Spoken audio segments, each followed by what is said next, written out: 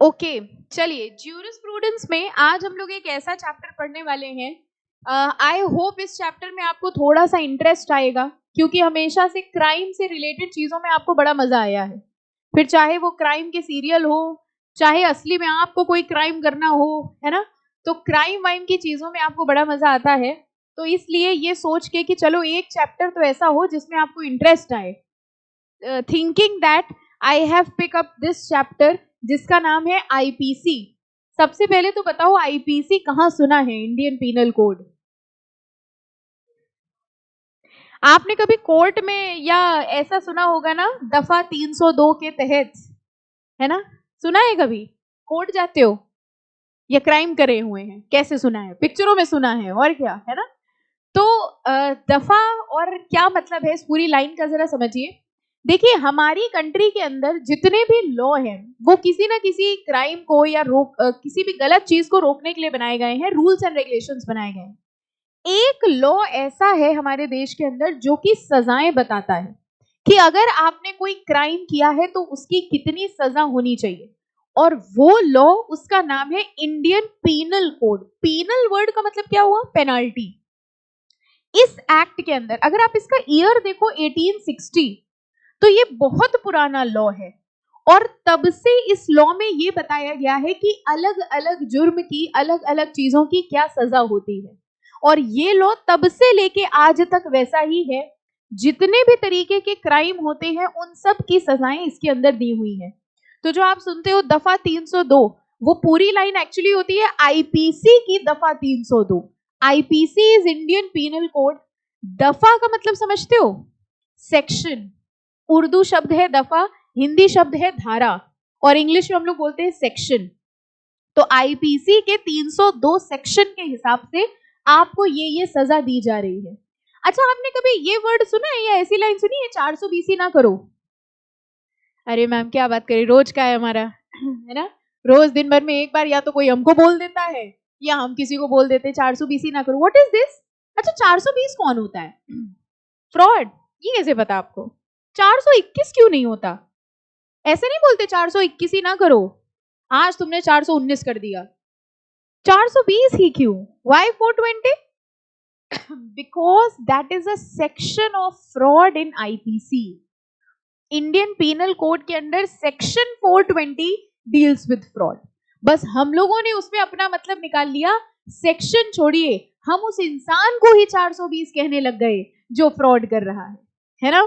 तो बहुत सारे लोगों को पता भी नहीं होता अच्छा ये कोई सेक्शन है। बट क्योंकि अब हम लोग लॉ के स्टूडेंट्स हैं और लॉ ही आपको पढ़नी है, तो आपको ये पता होना चाहिए कि 419 ही नहीं हो सकता, 421 ही नहीं हो सकता, क्योंकि 420 is the section which defines fraud. 420 के बारे में भी हम लोग इस एक्ट के अंदर पढ़ेंगे, और 420 फ्रॉड है, और फ्रॉड के लिए क्या पनिशमेंट प्रिस्क्राइब करी गई है वो भी हम लोग इस एक्ट के अंदर पढ़ेंगे। ठीक है, so this act is basically dealing with crime. तो चलिए जरा पढ़ते हैं क्राइम क्या होता है। Crime is a social phenomena. What is the difference between a civil wrong and a criminal wrong? बता सकते हैं आप? सिविल रॉन्ग और क्रिमिनल रॉन्ग में क्या फर्क है? पढ़ा है आपने? अगर किसी एक इंडिविजुअल के अगेंस्ट कोई गलत काम किया जाए तो सिविल रॉन्ग, और अगर पूरी सोसाइटी के अगेंस्ट कुछ गलत काम किया जाता है तो criminal wrong. As far as IPC is concern, Indian penal code में हम लोग डील करेंगे किसके बारे में? क्रिमिनल रॉन्ग्स के बारे में। It is a wrong committed by an individual in a society. It arises first when a state is organized, people set up rules, the breaking of which is known as crime. कह रहे हैं एक society बनी, उस society के rules and regulations बने, और उन्हीं रूल्स के तोड़ने को क्या कहा जाता है? क्राइम। नाउ नेक्स्ट पैराग्राफ की सेकेंड लाइन में देखिए लिखा है, difference between a criminal offence and a civil wrong is that while the former is considered a wrong against the society, wrong against the society बताइए कौन सा होता है? Criminal wrong. कह रहे हैं जो क्रिमिनल ऑफेंस होता है वो रॉन्ग अगेंस्ट द सोसाइटी होता है, जबकि अगर हम किसी इंडिविजुअल के अगेंस्ट कोई गलत काम करेंगे तो उसको हम लोग क्या कहेंगे? Civil wrong. ओके, तो दो तरीके के रॉन्ग होंगे, civil wrong and criminal wrong. Wrong done to the society is criminal wrong, and wrong done to an individual is a civil wrong. और इन्हीं सारे रॉन्ग्स की जो सजाएं दी गई हैं वो कौन से एक्ट के अंडर दी गई है? आईपीसी। अब देखिए हम लोग स्टार्ट करेंगे सीधे यहां से jurisdiction. Now jurisdiction of Indian penal code कि ये आईपीसी किसके किसके ऊपर एप्लीकेबल होता है। अच्छा एक बात बताइए, मान लीजिए a citizen of India, citizen of India समझ गए, इंडिया में बंदा पैदा हुआ है, ठीक है, बाय बर्थ, ओके। अगर इंडियन सिटीजन ने इंडिया में कोई क्राइम किया है तो बताइए उसके ऊपर आईपीसी लागू होगा कि नहीं होगा? आप एक इंडियन सिटीजन हैं, आप रोज क्लास आते थे, ठीक है, आप रोज सोचते थे पढ़ाई जा रही, एक दिन आप चाकू लेके आ गए, हम बर्दाश्त के बाहर हुए, क्लास का टाइम ओवर हो गया था, हम पढ़ाए जा रहे, आपसे बर्दाश्त नहीं हुआ, आपने कट्टा निकाल लिया, ठीक है। अब आप एक इंडियन से, आइडिया तो नहीं आ गया आपको इससे कि ये बात सही है, कट्टा लेके आओ, कट्टा समझते हैं? तो कहेंगे अरे मैम ये सब तो हमारी लैंग्वेज आप क्या बता रही है इसमें, ये तो हमें आपसे सीखना चाहिए ना। ओके, तो बेसिकली अगर हम एक इंडियन सिटीजन हैं और हमने इंडिया के अंदर कोई क्राइम कर दिया तो बताइए आईपीसी हमारे ऊपर लागू होगा कि नहीं होगा? यस लागू होगा, और हमको आईपीसी के हिसाब से सजा दे दी जाएगी। लेकिन एक बात बताइए, मान लीजिए हम इंडियन सिटीजन हैं लेकिन इंडिया के बाहर हमने कोई क्राइम कर दिया, हम सिटीजन इंडिया के हैं, हमने क्राइम किया है इंडिया के बाहर, और वो क्राइम इंडिया में भी क्राइम माना जाता है, जो गलत काम हमने किया है वो इंडिया में भी गलत काम माना जाता है। फॉर एग्जाम्पल हमने इंडिया के बाहर किसी का खून कर दिया, क्या अब भी आईपीसी मेरे ऊपर लागू होगा? बताइए, हमने क्या किया, हम इंडिया के बाहर गए और इंडिया के बाहर जाके मिस्टर पीटर का खून कर दिया, ठीक है, अब बताइए हमारे ऊपर आईपीसी लागू होगा कि नहीं होगा?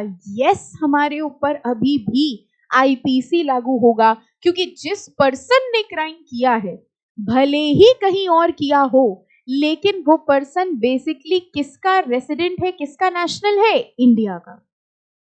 इंडियन पीनल कोड की दो तरीके की ज्यूरिसडिक्शन होती है, बहुत ध्यान से सुनते रहिएगा फिर बुक में पढ़ेंगे।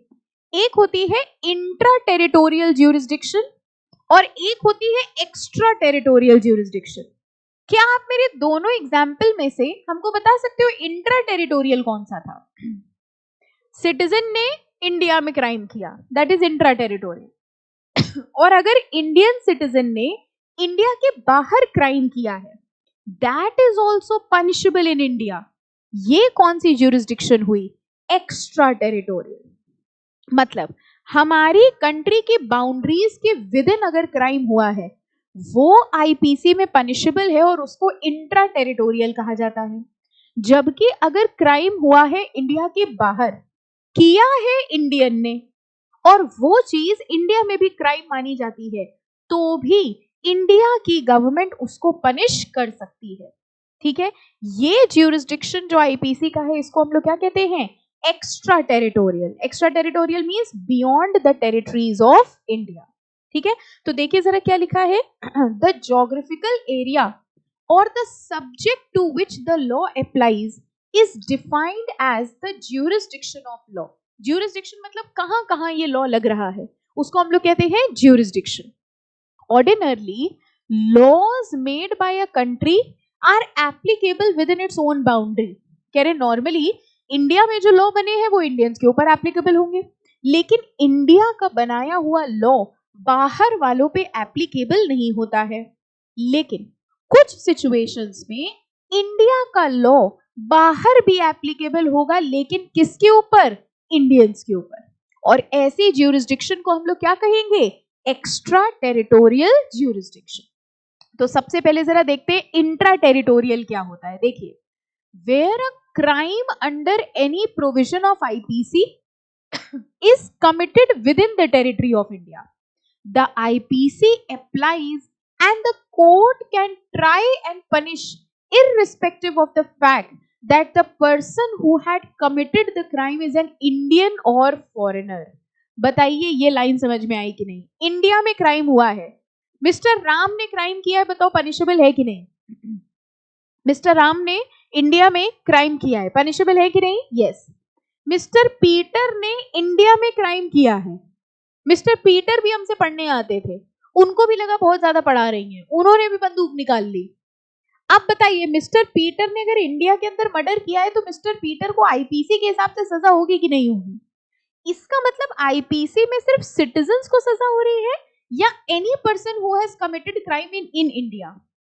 Any person who has committed crime in India, चाहे वो इंडियन हो चाहे वो फॉरेनर हो, इंडिया की बाउंड्रीज के विद इन अगर क्राइम हुआ है तो वो आईपीसी के अंडर पनिशेबल होगा, भले ही वो क्राइम इंडियन ने किया हो या फॉरेनर।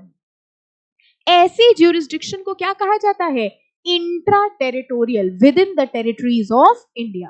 देखिए लिखा है, this is called intra territorial jurisdiction because submission to the jurisdiction of the court is by virtue of the crime being committed within the Indian territory. तो इंडियन टेरिटरी के with in अगर crime हुआ है, चाहे किसी ने भी किया हो, वो आईपीसी में पनिशेबल होगा और ऐसी ज्यूरिसडिक्शन को क्या कहा जाता है? Intra territorial jurisdiction. Any confusion? पक्का? ओके, अब आगे देखिए, कह रहे हैं द कोड अप्लाइज, 3 तरीके की चीजें कवर होंगी with in the territory of India. कह रहे कोई भी क्राइम जो इंडिया की टेरिटरी के विद इन हो। सेकेंड कह रहे with in the territorial waters of India. Territorial water का मतलब क्या हुआ? अच्छा बताओ ये क्या है? ये क्या है बताओ? पूरा नहीं बना पाएंगे, इतने से समझो क्या है। अरे मैप है इंडिया का, देखा कितनी अच्छी ड्राइंग हमारी, बनाते ही आप समझ गए इंडिया का मैप है। ठीक है, ऊपर का डिफिकल्ट था, इतना ही बना पाएंगे। अच्छा ये बताओ जैसे इंडिया की ये बाउंड्रीज हैं, तो यहीं तक ही इंडिया खत्म हो जाता है या इसके कुछ दूर तक जो वाटर्स हैं वो भी इंडिया के ज्यूरिसडिक्शन में कवर होगा? वाटर्स कवर होंगे कि नहीं होंगे? सुना है ये कहीं आपने? कहाँ सुना है? ये जितने, तभी आप देखिए कुछ ऐसे आइलैंड्स होते हैं जो यहाँ होते हैं लेकिन वो भी इंडिया की ज्यूरिसडिक्शंस में आते हैं। तो लॉ यहाँ पर ये कहता है इंडिया का मतलब ये जो इनकी बाउंड्री है ये प्लस इनके टेरिटोरियल वाटर्स। टेरिटोरियल वाटर्स का मतलब पानी का उतना हिस्सा जो इंडिया के अंदर आता है। नॉर्मली हम लोग इसको नॉटिकल माइल्स में जोड़ते हैं, 12 नॉटिकल माइल्स, यानी कि जो हमारी बाउंड्री है प्लस थोड़ा और पानी का एरिया, वो इंडियन सब कॉन्टिनेंट ही माना जाता है, इंडिया की टेरिटरी ही माना जाता है। तो ये कह रहे हैं, आप बताइए यहाँ क्राइम हुआ है तो भी वो इंटर टेरिटोरियल है, ठीक है। और अगर मान लीजिए इनके टेरिटोरियल वाटर्स के विद इन क्राइम हुआ है तो भी वो क्या माना जाएगा? इंट्रा टेरिटोरियल ज्यूरिसडिक्शन ही माना जाएगा और वो क्राइम इंडिया में पनिशेबल होगा। तो चाहे वो इंडिया की बाउंड्री के विद इन हुआ हो या वो इंडिया के टेरिटोरियल वाटर्स में हुआ हो। ओके, अच्छा एक बात बताइए, मान लीजिए कोई क्राइम शिप पे हुआ है, जरा दिमाग लगाइएगा, क्राइम वाइम की चीजें हैं तो हमने सोचा आप दिमाग लगा लेंगे। मान लीजिए कोई क्राइम शिप पे हुआ है, आपको पता होगा शिप मूव करती रहती है, ठीक है। अब बताओ अगर क्राइम शिप पे हुआ है तो कौन सी कंट्री की ज्यूरिसडिक्शन लगेगी? तो शिप तो चल रही है, कभी यहाँ है, कभी इंडिया में, कभी श्रीलंका में, कभी कहीं पहुंच गई, कभी कहीं पहुंच गई। अब अगर मान लीजिए कोई क्राइम शिप पे हुआ है तो कौन सी कंट्री की ज्यूरिसडिक्शन लगेगी, ये कैसे पता चलेगा कि उस टाइम शिप कहाँ खड़ी है? जिस कंट्री में वो शिप रजिस्टर्ड है, इसको हम लोग ये भी कहते हैं कि उस शिप पे जिस कंट्री का फ्लैग लगा है, जिस कंट्री का फ्लैग लगा है मतलब वो शिप जिस कंट्री में रजिस्टर्ड है उस कंट्री की ज्यूरिसडिक्शन मानी जाएगी। तो देखिए 3 चीजें हैं इंट्रा टेरिटोरियल के लिए। पहला, अगर crime with in the territory of India हुआ हो, या तो फिर टेरिटोरियल वाटर्स में हुआ हो, या फिर किसी शिप या एयरक्राफ्ट में हुआ हो which is owned by India और रजिस्टर्ड इन इंडिया, ठीक है। अगर ये तीनों हैं तो ये ज्यूरिसडिक्शन कौन सी मानी जाती है? Intra territorial jurisdiction. Plane, aeroplane, aeroplane में कैसे पता लगाओगे कौन सी कंट्री की ज्यूरिसडिक्शन है? तो हवा में होता है। अब बताइए कैसे पता चलेगा? प्लेन में कोई क्राइम हो गया, कौन सी कंट्री की ज्यूरिसडिक्शन लगेगी? वो प्लेन जिस कंट्री में रजिस्टर्ड होगा, जहां का वो प्लेन होगा, जिस कंट्री में रजिस्टर्ड होगा, उस कंट्री की ज्यूरिसडिक्शन एप्लीकेबल हो जाएगी। ओके, तो 3 चीजें हैं इंट्रा टेरिटोरियल। किसके किसके ऊपर आईपीसी लगेगा? अगर कोई क्राइम इंडिया की टेरिटरी के विद इन हुआ हो, अगर कोई क्राइम इंडिया के टेरिटोरियल वाटर्स के अंदर हुआ हो, या वो क्राइम ऐसे शिप या एयरक्राफ्ट में हुआ हो which is registered in India, ठीक है। अब हम आपसे क्वेश्चन पूछेंगे, जिसका आंसर आपको ये पैराग्राफ पढ़ के हमको बताना होगा। एक केस का नाम लिखा है, देखो, मुबारक अली। मिला? पहले क्वेश्चन सुनिए, पहले पढ़िए नहीं। अच्छा, मिस्टर पीटर आए इंडिया में, हमारी क्लास पढ़ने आए, हमने बताया आपको। तो मिस्टर पीटर से बर्दाश्त नहीं हुआ, 3-3 4-4 घंटे पढ़ाई जा रही, उन्होंने बंदूक निकाला और हमको मार दिया। ठीक है, अब उनको पुलिस पकड़ने आ गई। उन्होंने कहा भैया आपने खून किया है और आईपीसी के हिसाब से ये क्राइम है, आपको सजा होगी। तो मिस्टर पीटर कह रहे हमको थोड़ी ना पता आपके इंडियन लॉ में क्या लिखा है, हमको क्या पता खून करना यहाँ गुनाह होता है, हमको पता होता तो कभी ना करते, इतनी अच्छी मैम। ठीक, अब मिस्टर पीटर का ये कहना भैया हम दूसरी कंट्री के हैं और हमको नहीं पता कि ये चीज यहाँ क्राइम थी। अब बताइए मिस्टर पीटर को इस बात पे छोड़ दिया जाएगा या उनको पनिश किया जाएगा? अरे पहले अपने दिमाग से बताओ, बाद में पढ़ लेना। आपके हिसाब से मिस्टर पीटर के साथ क्या किया जाए? हमारे ऊपर गोली चलाई उन्होंने और कह रहे हमको पता नहीं था, बताइए, पनिशेबल होना चाहिए। बट पीटर तो मासूम है, पीटर कह रहे हैं हमको पता ही नहीं था खून, हमें लग रहा है यहाँ कोई भी कोई कुछ भी कर सकता है, यहाँ होते रहते हैं ना मर्डर वर्डर, तो हमें लगा बढ़िया चलता होगा यहाँ, हमको नहीं पता इस लॉ के बारे में, हमको अपनी कंट्री के लॉ के बारे में पता है, यहाँ के लॉ के बारे में थोड़ी ना पता है। सही तो कह रहे हैं पीटर, बताइए पीटर सही कह रहे गलत कह रहे? पीटर को पनिशमेंट मिलेगी कि नहीं मिलेगी? कुछ तो बोलो, हमारा खून किया है, सोचो अपने कोर्स के बारे में तो सोचो, हमारे बारे में ना सोचो ना सोचो। बताइए पनिशमेंट मिलेगी कि नहीं मिलेगी? यस, पनिशमेंट मिलेगी। देखिए एक केस लिखा है, Mubarak Ali Ahmed held that it is obvious that for an Indian law to operate and be effective in the territory where it operates, it is not necessary that the law should either be published or be made known outside the country. Peter से कहा गया जब तुम India आ रहे थे तो हम ये मान लेंगे कि तुमको इंडिया के लॉ के बारे में पता होना चाहिए था। अगर आप इंडिया में आ रहे हैं, अगर आप इंडिया में रुक रहे हैं, तो हम ये मान लेंगे कि आपको इंडिया के लॉ के बारे में नॉलेज थी। लिखा है it would be apparent that the test to find out effective publication would be publication in India. अगर वो लॉ इंडिया में पब्लिश हो चुका है, अगर इंडिया के लोगों को उस लॉ के बारे में पता है, तो हम ये मान लेंगे कि जो बंदा बाहर से इंडिया आ रहा है उसको भी उन लॉ के बारे में नॉलेज होनी चाहिए। पीटर ये नहीं कह सकते कि हमको इस लॉ के बारे में तो बताया ही नहीं गया था। पीटर ये नहीं कह सकते, कह रहे हैं the test to find out effective publication of law would be publication in India and not outside India. India के बाहर के लोगों को थोड़ी ना आईपीसी बताया जाएगा, इंडिया में पब्लिश्ड है आईपीसी। और हम ये मान के चलेंगे कि अगर इंडिया का बाहर का कोई बंदा इंडिया में आ रहा है तो उसको यहाँ के लॉ के बारे में नॉलेज होनी चाहिए, और अगर उसको नॉलेज नहीं है और उसने क्राइम किया है तो वो आईपीसी के अंडर पनिशेबल माना जाएगा। याद रहेगा केस पक्का? ठीक है, तो हम लोग ज्यूरिसडिक्शन पढ़ रहे हैं। सबसे पहले अभी हम लोगों ने पढ़ी है intra territorial jurisdiction. Intra territorial में 3 चीजें आएंगी, बताइए क्या? पहला, क्राइम कहां हुआ हो, with in the territory of India. Second, territorial waters, and third, ship और एयरक्राफ्ट। लेकिन वो शिप और aircraft should be registered in India. अब देखिए आगे लिखा है exemption from intra territorial jurisdiction.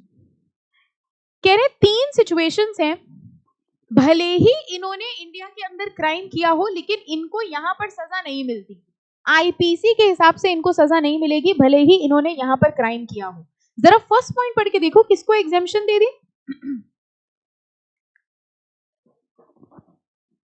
कह रहे इनके ऊपर इंट्रा टेरिटोरियल ज्यूरिसडिक्शन नहीं लगेगा, इसका मतलब इनको आईपीसी के हिसाब से सजा नहीं होगी। किसको एग्जेम्पशन दी है? प्रेसिडेंट और गवर्नर को। जरा ध्यान से सुनिए, कह रहे प्रेसिडेंट और गवर्नर अगर इंडिया में क्राइम करते हैं तो आईपीसी की ज्यूरिसडिक्शन उनके ऊपर एप्लीकेबल नहीं होगी। पहले तो ये समझते क्यों नहीं एप्लीकेबल हो रही है। देखिए जो प्रेसिडेंट होता है वो हमारी कंट्री का फर्स्ट पर्सन होता है, he is not a ordinary citizen. और ये जितने भी लॉ हैं ये किसके ऊपर लग रहे हैं? नॉर्मल सिटीजन्स ऑफ इंडिया के लिए। इसलिए प्रेसिडेंट और गवर्नर के ऊपर आईपीसी एप्लीकेबल नहीं होगा। तो हमको एक बात बताओ, इसका मतलब क्या प्रेसिडेंट गवर्नर जिसका चाहे उसका खून कर दे, उनको सजा नहीं होगी? फिर यहां तो यही लिखा है इसका मतलब एक और है, अगर आपको खून करना है, अगर आपको बहुत सारे क्राइम करने की इच्छा है, तो उसके लिए आप पहले क्या बनिए, प्रेसिडेंट बन जाइए, और प्रेसिडेंट बन के एकदम धड़ाधड़ एकदम गोली चलाते हुए निकलना रास्तों से। हमको तो कोई कुछ कर नहीं पाएगा क्योंकि हमारे ऊपर आईपीसी एप्लीकेबल नहीं होता। तो बताइए, अगर प्रेसिडेंट साहब ने किसी का खून कर दिया तो क्या किया जाए, उनको छोड़ दिया जाएगा? क्या करेंगे बताइए? प्रेसिडेंट साहब ने खून कर दिया किसी का, क्या किया जाए उनके साथ? प्रेसिडेंट या गवर्नर ने अगर कोई खून कर दिया तो उनके ऊपर आईपीसी लगेगा कि नहीं लगेगा? और अगर नहीं लगेगा तो क्या उनको छोड़ देंगे, सारे खून माफ है उनको? उनको सबसे पहले प्रेसिडेंट की पोस्ट से हटाया जाएगा। जैसे ही वो प्रेसिडेंट की पोस्ट से हट गए, अब वो ऑर्डिनरी सिटीजन है, और जैसे ही वो ऑर्डिनरी सिटीजन हो गए, अब उनके ऊपर आईपीसी एप्लीकेबल हो गया। President and governor is not a person, it is a post. President एक इंसान नहीं है, प्रेसिडेंट एक पोस्ट है। आज कोई और है, कल कोई और होगा। तो हुएवर इज अ प्रेसिडेंट और गवर्नर, जब वो प्रेसिडेंट या गवर्नर की पोजीशन पे है, उस टाइम उसके खिलाफ हम आईपीसी नहीं लगा सकते। सिमिलरली आपने कई बार पिक्चरों वगैरह में भी देखा होगा, जैसे बाहर की कंट्री के जो फॉरेन नेशनल्स होते हैं या एम्बेसडर्स होते हैं, एम्बेसी सुना है आपने? हर कंट्री में हर कंट्री की एम्बेसी होती है, ठीक है? एम्बेसी का मतलब you can say foreign country के ऑफिसर्स होते हैं, ठीक है? अब ये जो फॉरेन डिप्लोमेट्स होते हैं जो बाहर की कंट्री को रिप्रेजेंट कर रहे हैं, फॉरेन एम्बेसडर्स होते हैं बाहर की कंट्री को रिप्रेजेंट कर रहे हैं, इन्होंने अगर इंडिया में कोई क्राइम किया है तो हम उनके खिलाफ एक्शन नहीं ले सकते, क्योंकि वो हमारी कंट्री के सिटीजन नहीं माने जाते। इसमें दो ऑप्शंस हैं। सबसे पहली चीज तो ये मैटर सेंट्रल गवर्नमेंट देखता है। दूसरी चीज, इसका सही तरीका ये होता है कि हम उस पर्सन को उनके गवर्नमेंट को हैंड ओवर कर देते हैं। जैसे मान लीजिए हमारी कंट्री में किसी ने कोई क्राइम किया, ठीक है, और वो क्राइम करके भाग गया किसी दूसरी कंट्री में। ऐसी पिक्चरें देखी हैं आपने, अभी आपको याद भी आ जाएगी, अरे हाँ। तो हमारी कंट्री में किसी ने क्राइम किया और क्राइम करके वो दूसरी कंट्री में भाग गया। अब ये बताओ, हमारी कंट्री की पुलिस भी जा सकती है उसको पकड़ने? क्या हमारी कंट्री की पुलिस की ज्यूरिसडिक्शन उस दूसरी कंट्री में है? तो बताओ हमारे यहाँ की पुलिस क्या करती है? अच्छा, हमारे यहाँ की पुलिस उनकी कंट्री में नहीं जा सकती, उनकी पुलिस उसको पकड़ सकती है? पकड़ तो सकती है लेकिन सजा नहीं दे सकती। बताओ क्यों? क्योंकि उसने वहां कोई क्राइम किया ही नहीं है। फॉर एग्जाम्पल, हमने यहां से एक बैंक लूटा, ठीक है, और बैंक लूट के हम चले गए इंडिया के बाहर। यहाँ की पुलिस दूसरी कंट्री में जाके हमको पकड़ नहीं सकती, वहां की पुलिस हमको जेल में नहीं डाल सकती, क्योंकि हमने वहां थोड़ी ना कुछ किया है। तो बताओ करा क्या जाएगा हमारा? छोड़ दिया जाएगा हमको। वहां की पुलिस यहाँ की पुलिस को हैंड ओवर कर देती है। अब याद आई पिक्चर? और सोच रहे नहीं याद नहीं आई, दिखा दीजिए, पिक्चर है ना। वहां की पुलिस उसको, हमारे यहाँ की पुलिस दूसरी कंट्री की पुलिस को रिक्वेस्ट करेगी, रिक्वेस्ट, ऑर्डर नहीं, रिक्वेस्ट करेगी, वहां की पुलिस उस पर्सन को पकड़ेगी और फिर हमको हैंड ओवर कर देगी, फिर हम उसको इंडिया लेकर आएंगे और यहाँ के लॉ के हिसाब से पनिश करेंगे। That is what is the correct procedure, क्योंकि हमारी पुलिस वहां की पुलिस नहीं है, वहां की पुलिस उसको पनिश नहीं कर सकती क्योंकि उसने वहां कोई क्राइम नहीं किया है। So the correct procedure is that वहां की पुलिस उसको पकड़ के हमारी पुलिस को हैंड ओवर करेगी और फिर उसको सजा होगी इंडिया के अंदर। इसी तरह से जो भी फॉरेन डिप्लोमेट्स होते हैं, एम्बेसीज के लोग होते हैं, ये किसी दूसरी कंट्री को रिप्रेजेंट कर रहे हैं, इसलिए हम उनको हमारी कंट्री के लॉ के हिसाब से सजा नहीं दे सकते, इसलिए इनके ऊपर भी इंट्रा टेरिटोरियल रूल एप्लीकेबल नहीं होगा। देखो, सबसे पहले तो प्रेसिडेंट और गवर्नर पे नहीं लग रहा था। Second, in accordance with well recognised principles of international law, foreign sovereigns are exempt from criminal proceedings in India. जो फॉरेन के लोग हैं, जो फॉरेन के सोवरेन्स हैं, गवर्नमेंट को रिप्रेजेंट करने इंडिया में आए हैं, उनके ऊपर भी यहाँ पर आईपीसी नहीं लगेगा। And this immunity is also enjoyed by ambassadors and diplomats of foreign country who have official status in India. ये तीन तरीके के लोग हैं, भले ही इन्होंने इंडिया में आईपीसी के अंडर कोई क्राइम किया हो, लेकिन आईपीसी इनके ऊपर एप्लीकेबल नहीं होगा। किनके ऊपर नहीं? तीन एग्जेम्पशन से बताइए। पहला कौन था? प्रेसिडेंट और governor, second foreign sovereigns, and third foreign diplomats and ambassador. Okay, अभी तक हम लोगों ने सिर्फ इंट्रा टेरिटोरियल पढ़ा है कि एक्स्ट्रा टेरिटोरियल भी पढ़ लिया?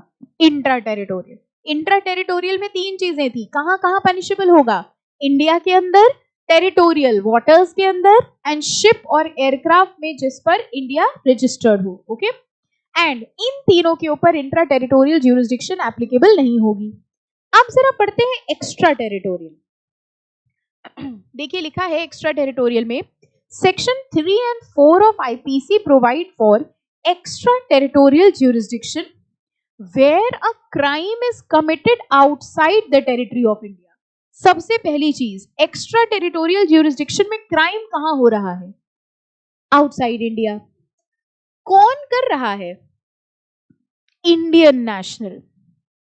अच्छा एक बात बताइए, मान लीजिए मिस्टर पीटर ने इंग्लैंड में क्राइम कर दिया, तो हमारी सरकार उसको पनिश करेगी कि नहीं।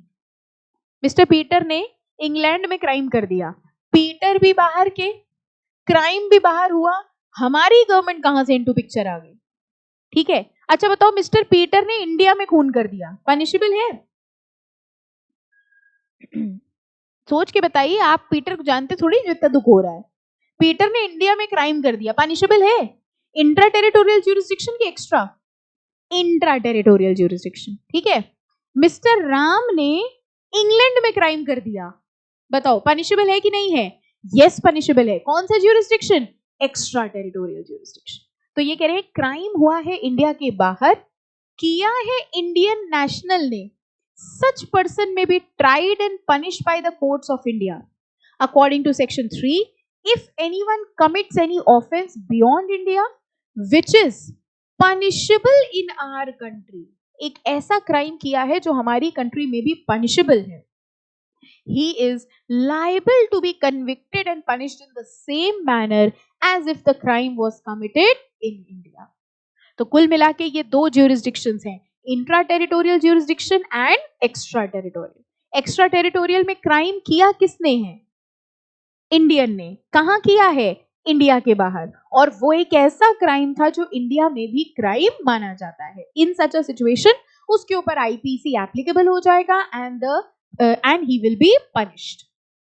समझ आ गया, दो तरीके की ज्यूरिसडिक्शन, ओके। अब नेक्स्ट देखो, उसी कोई चार्ट में लिखा है इन्होंने, ये पढ़ लेना जरा, इस पैराग्राफ पे आइए। हमने अभी अभी आपसे डिस्कस किया, जरा यहां से रीड करिएगा, द ज्यूरिसडिक्शन, ओके, ये रीड करना है आपको और पढ़ के बताइए ऐसा कुछ हम लोगों ने पढ़ा है कि नहीं पढ़ा है।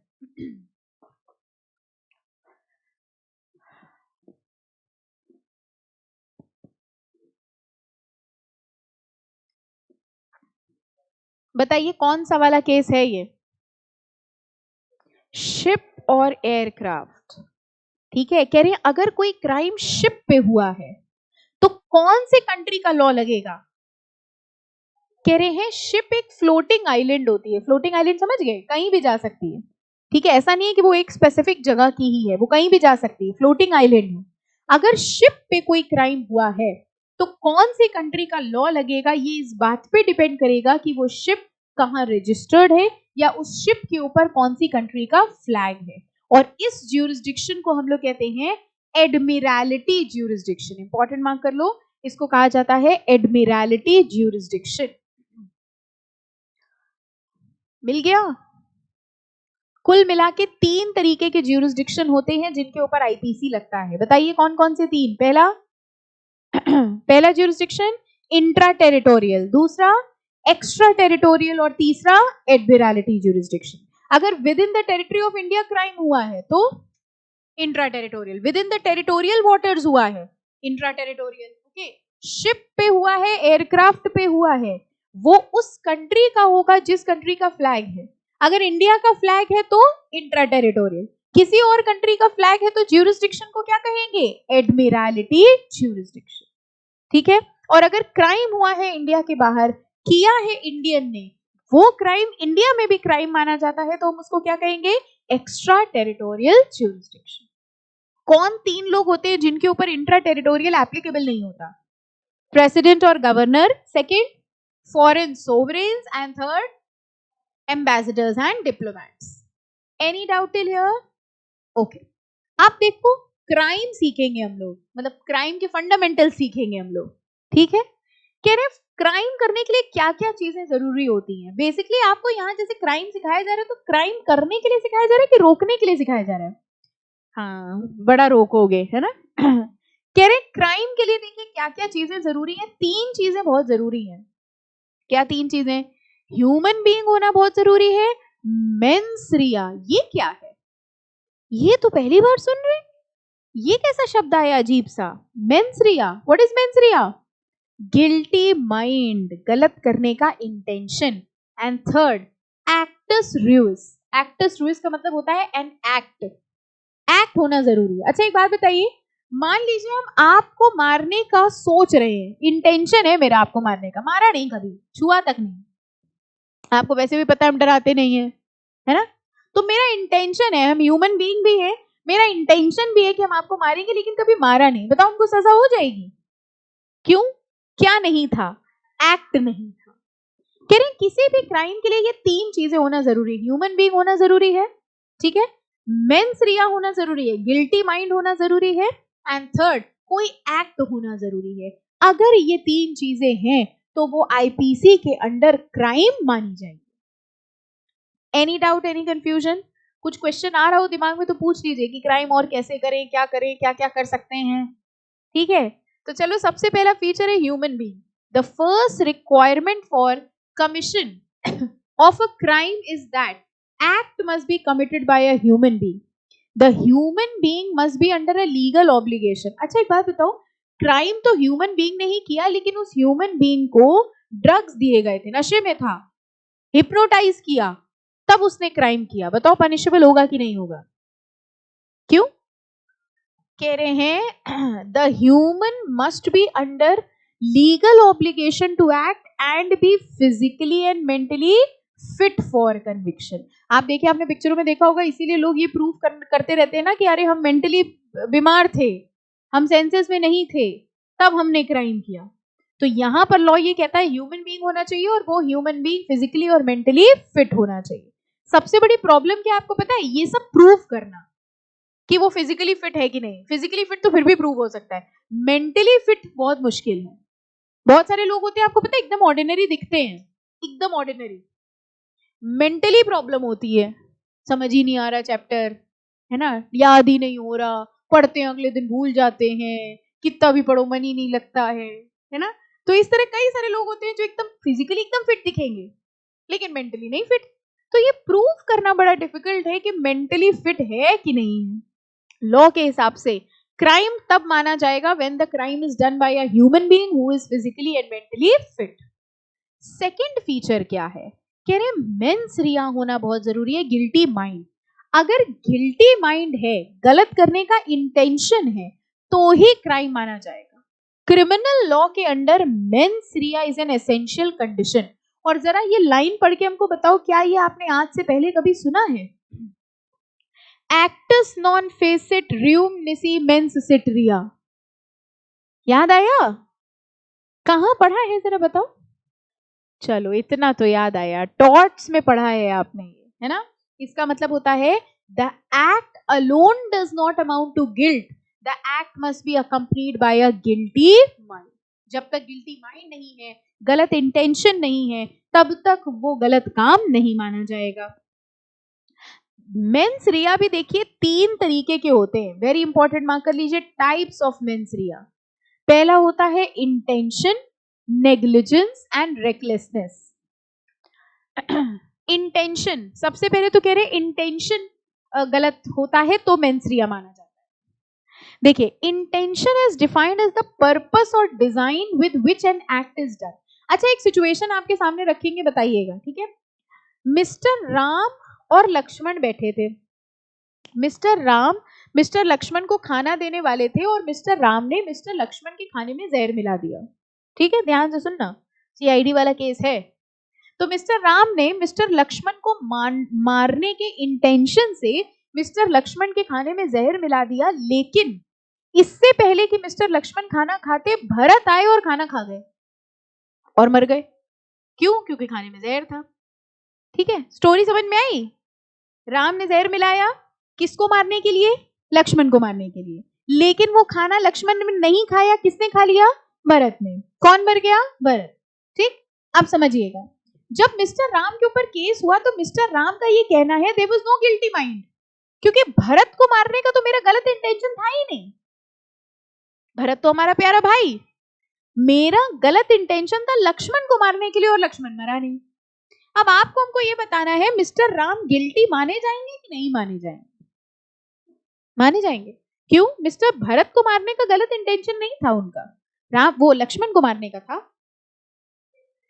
इंटेंशन मारने का तो था, इररिस्पेक्टिव कि आप लक्ष्मण को मारना चाहते थे कि भरत को मारना चाहते थे।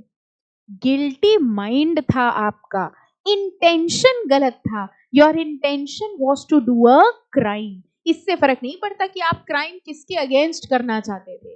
तो देखिए लिखा है एक example, A poisons the food, मिला? A poisons the food which B was suppose to eat with the intention of killing B. लेकिन वो खाना खा किस लिए लिया? सी ने। C eats that food instead of B and is killed. A is liable for killing C, although A never intended it. ठीक है, तो मेंस रिया के 3 टाइप्स पढ़ रहे हैं हम लोग, जिसमें से सबसे पहला टाइप कौन सा है? Intention. Okay, second negligence. What is negligence? लापरवाही। ठीक है, कई बार हमारा गलत करने का इंटेंशन नहीं होता। ध्यान से केस सुनेंगे, आंसर बताना है आपको। आज के जज आप ही लोग हैं, ठीक है? मेरा गलत करने का कोई इंटेंशन नहीं था, लेकिन हमसे लापरवाही हो गई। फॉर एग्जाम्पल, हम एक स्विमिंग पूल इंचार्ज हैं, छोटे बच्चों को स्विमिंग सिखाते हैं, ठीक? अब अगर हम छोटे बच्चों को स्विमिंग सिखाते हैं तो उनके स्विमिंग के प्रॉपर प्रोटेक्शन का इंतजाम करना मेरी रिस्पॉन्सिबिलिटी थी, लेकिन हमने प्रॉपर प्रिकॉशनरी मेजर्स नहीं लिए।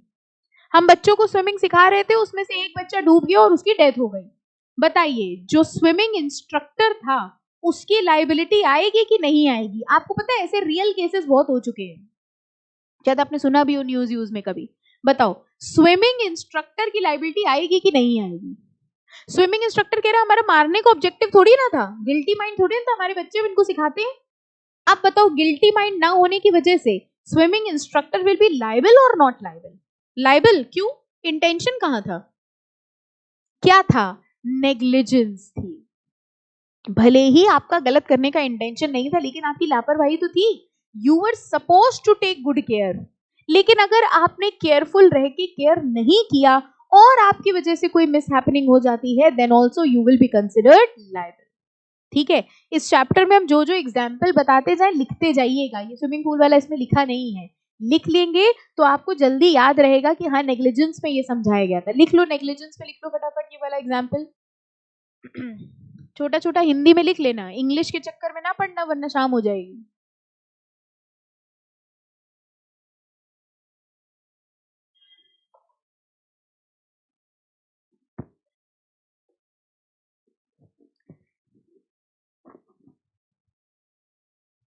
ड्रॉ तो नहीं कर रहे हैं, स्विमिंग पूल बना दिया, एक बच्चा डूबता हुआ भी दिखा दिया।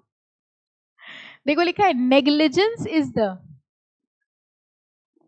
लिख लीजिए। अच्छा, okay, negligence is the second form of mens rea. Negligence is not taking care where there is a duty to take care. अगर आपकी ड्यूटी थी केयरफुल रहने की और आपने ड्यूटी नहीं करी, तो भी वो एक तरह से क्या माना जाएगा? मेंस्ट्रुआ। दो तरीके के मेंस्ट्रुआ हो गए, पहला इंटेंशन, दूसरा नेग्लिजेंस। अच्छा, तीसरे की बात करते हैं। अब ध्यान से सुनिएगा। मान लीजिए हमने आपसे कहा कि अगर आपका अच्छा रिजल्ट आ जाता है तो हम आपको बहुत लंबा एक लॉन्ग ड्राइव पे लेके चलेंगे, गाड़ी हम चलाएंगे, आप लोग बैठना, बढ़िया पार्टी करेंगे चल के। ठीक है भाई, आप पास भी हो गए, बढ़िया रिजल्ट आ गया और हम लोग ड्राइव पे चले गए। आप बैठे भी थे, हम एकदम फुल स्पीड पे गाड़ी चला रहे थे, बस ज्यादा कुछ नहीं, ब्रेक नहीं था गाड़ी में। ठीक, गाड़ी एकदम बढ़िया हम चला रहे थे। आपने कहा मैम ब्रेक नहीं, आप कैसे चलाएंगे? हमने कहा हमको आदत है, ब्रेक कभी लगाई नहीं हमने जिंदगी में, टेंशन ना लो, आराम से बैठे रहो। अब बताइए, अगर एक्सीडेंट हो गया तो हमारी लाइबिलिटी आएगी कि नहीं आएगी? मेरा इंटेंशन बिल्कुल नहीं था आपको मारने का, हम लोग तो पार्टी करने गए थे। यहां पर क्या है? रेकलेसनेस। रेकलेसनेस समझ गए? हम ओवर कॉन्फिडेंट हो गए, अरे बिना ब्रेक क्या, बिना स्टीयरिंग के भी हम गाड़ी चला सकते हैं। ठीक है, यानी जानबूझ के रिस्क लेना। अगर हम जानबूझ के रिस्क ले रहे हैं उसकी वजह से भी कोई मिसहैप हो जाता है तो भी that will be considered as mens rea and that is punishable under law. देखिए लिखा है recklessness occurs when actor does not desire the consequence. Consequence हमने सोचा नहीं था, हमने बिल्कुल एक्सपेक्ट नहीं किया था कि ऐसा कुछ होगा, लेकिन foresees the possibility and consciously takes the risk. हमको पता था कि गड़बड़ हो सकती है और हमने रिस्क ली। यानी अगर गलत होते हुए भी हमको पता था रिस्क है, उसके बाद भी हमने रिस्क ली, then that will be considered as recklessness and recklessness is also a form of mens rea. तो चाहे नेग्लिजेंस हो, चाहे रेकलेसनेस हो, चाहे इंटेंशन हो, तीनों को ही मेंस रिया माना जाएगा। अगर ये है तो पर्सन गिल्टी माइंड है और उसको क्राइम माना जाएगा। हम लोग पढ़ क्या रहे थे बताओ? इंट्रा टेरिटोरियल ज्यूरिसडिक्शन पढ़ रहे कि एक्स्ट्रा टेरिटोरियल? इंट्रा पढ़ रहे हैं, अच्छा। हम लोग पढ़ रहे हैं टाइप्स ऑफ मेंस रिया भी छोड़ो, हम लोग एलिमेंट्स ऑफ क्राइम पढ़ रहे हैं। कुछ बच्चे भी इंट्रा में ही बैठे हैं, हमारा तो इंट्रा चल रहा है, अभी इंट्रा टेरिटोरियल में है। हम लोग पढ़ रहे हैं एलिमेंट्स ऑफ क्राइम। 4 प्रकार के होते हैं एलिमेंट्स ऑफ क्राइम। अब इस टाइम आप जो 4 क्या 5 बोल दीजिए, हम 5 मान लेंगे। कितने होते हैं? 3। पहला कौन सा होता है? पहला ह्यूमन बीइंग, सेकेंड मेंस रिया, और तीसरा एक्टस रियस, यानी एक्ट होना जरूरी है। मेंस रिया भी 3 तरीके का होता है, इंटेंशन, नेग्लिजेंस एंड रेकलेसनेस। ठीक है, इन तीनों में से कुछ भी होगा, it will be considered as a crime. और तीसरा देखो एक्टस रियस लिखा होगा, लेकिन उसके पहले कुछ एक्सेप्शंस है मेंस रिया के, ये हम लोग नेक्स्ट लेक्चर में टेकअप करेंगे, इंपॉर्टेंट है ये भी। ठीक है, एक्सेप्शंस ऑफ मेंस रिया, यानी इन सिचुएशन में मेंस रिया होती है लेकिन फिर भी लाइबिलिटी अराइज नहीं होगी। तो यहां तक का एक बार रीड करना है, इसके आगे we'll continue it in the next lecture. Okay, हाँ हाँ हाँ।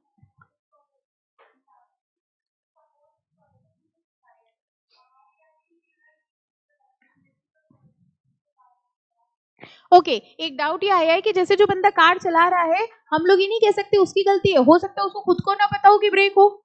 अच्छा, ओके, शी इज सेइंग कि उसको ब्लेम करना चाहिए जिसकी कार है। देखो बेटा, पहली चीज तो अगर हम एक कार चलाने जा रहे हैं तो हम सबसे पहले यही चेक करेंगे कि उसने सब कुछ लगा है कि नहीं। ठीक है, अब अगर आप सोच के देखो, अगर हम एक कार चलाने जा रहे हैं और हमको दिख रहा है ब्रेक नहीं है, तो हमें टेक्निकली वो गाड़ी नहीं चलानी चाहिए, फिर भी हमने गाड़ी चलाई, यानी ओवर रिस्क हमने ली है। ठीक है, फाइन। जो कार का ओनर है या जो भी गैराज है, उसको ब्रेक लगवानी चाहिए थी। ठीक है, लेकिन वो कह रहा हमने ब्रेक नहीं लगाई, हमारी गाड़ी खड़ी हुई थी, आपने चलाई क्यों? रिस्क उसकी है, फॉल्ट उसकी है, जिसने ये जानते हुए कि ब्रेक नहीं है तब भी गाड़ी चलाई। एक पॉइंट बस इसमें ये हो सकता है कि ड्राइवर ये प्रूव कर दे कि हमको पता ही नहीं था कि इसमें ब्रेक नहीं है, या स्टार्टिंग में ब्रेक था, रास्ते में नहीं चला। अब अगर वो ये प्रूव कर दे तो वो बच जाएगा। लॉ पूरा का पूरा सिर्फ एक चीज पे टिका है, प्रूविंग। ठीक है, कोई भी बंदा अपने आप ये नहीं कहेगा हमको तो पता था ब्रेक नहीं था, तब भी हम चला रहे थे कि देखिए बिना ब्रेक के कैसे चलती है, वो यही कहेगा भैया गलती से हो गया। ठीक है, फाइन, चलो।